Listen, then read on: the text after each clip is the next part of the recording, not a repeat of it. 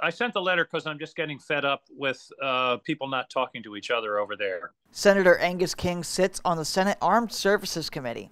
On Tuesday, he sent a letter to Secretary of Defense Lloyd Austin addressing his frustrations about the lack of communication and lack of actions in the Department of Defense surrounding traumatic brain injuries in service members. In recent reports of studies, significant studies showing connection between blast pressure on brain and then subsequent suicide.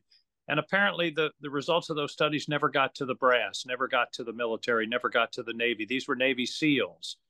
And it's clear, and the department has known about this at least since the year 2000. Senator King says this is an issue he's been studying and advocating for a long time. But his passion only increased after learning that Robert Card, the gunman who committed the October 25th Lewiston mass shooting, had severe traumatic brain injuries from low-level blasts experienced while training cadets at West Point. Here was another case where the dots weren't connected. There were reports that this fellow was having very grave difficulties. He was having mental health issues.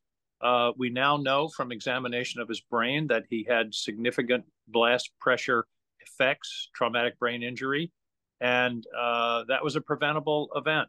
At the end of his letter, he laid out 5 key points he hopes the Secretary of Defense addresses. It's one thing if there's something we don't know about and we're not addressing it, but if we know about it, shame on us if we're not taking very concrete, I believe, urgent steps to deal with this, because this is happening every day right now, and we've got to stop it.